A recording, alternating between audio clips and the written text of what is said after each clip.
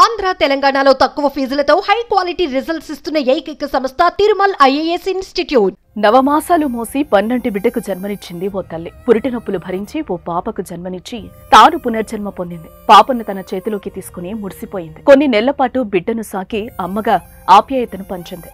ఇంతలో ఏమైందో ఏమో కాని బిడ్డను వదిలేసి వెళ్లిపోయింది ఆ తల్లి. దీంతో పాల ఆకలి కోసం గుక్కపెట్టి ఏడుస్తూ తల్లి కోసం తల్లడిల్లిపోయింది ఆ చిన్నారి. ఈ హృదయ విదారకర ఘటన గుంటూరులో చోటు చేసుకుంది.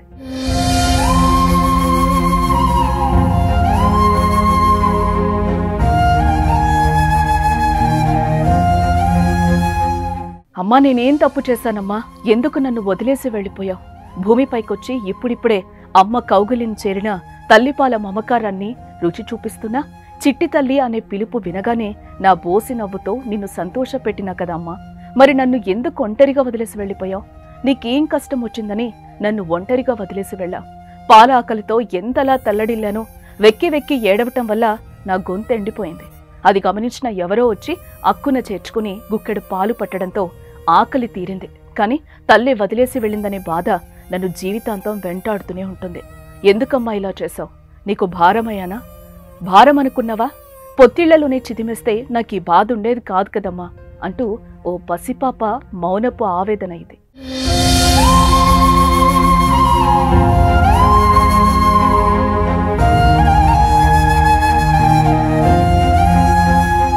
గుంటూరులోని పెదకాకని స్వస్తిశాలకు ముఖానికి మాస్క్ ధరించిన ఓ మహిళ 8 నెలల చిన్నారితో వచ్చింది.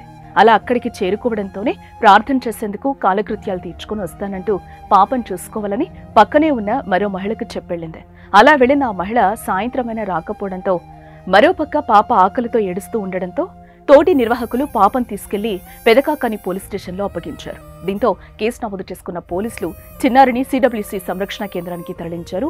చిన్నారిని వదిలేసి వెళ్లిన ఆ మహిళ ఎవరో అనేది స్థానిక సీసీ కెమెరాల ఆధారంగా గుర్తిస్తామని పెదకాకని సీఐ నారాయణస్వామి తెలిపారు. మార్చి 24వ తేదీన మధ్యాహ్న సమయంలో ఒక మధ్య వయస్కురాలైనటువంటి ఒక మహిళ స్కార్ఫ్ కట్టుకొని ఒక చిన్న పాపని, అంటే 4 నుంచి 5 నెలలు ఉంటాయండి ఆమెకి, ఆ చిన్న పాపని తీసుకొని వచ్చేసి ఇంటెన్షన్గా కాకాని స్వస్థశాలలో వదిలిపెట్టేసి ఆమె అక్కడ నుంచి వెళ్ళిపోయింది.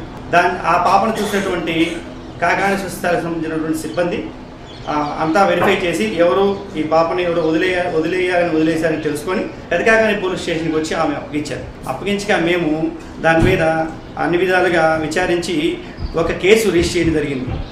ఆ కేసు రిజిస్టర్ చేసి ఆమెని ప్రస్తుతం పోషణ నిమిత్తం సిడబ్ల్యూసీ సెంటర్లో అప్పగించడం జరిగింది. ఈ కేసులో తదుపరి దర్యాప్తు నిమిత్తం అన్ని సీసీ కెమెరాలని మరియు అన్ని కోణాల్లో వెరిఫై చేసి ఈ కేసును తొందరగా ఫైనలైజ్ చేస్తామని మీ అందరికీ తెలియపరుస్తున్నాను.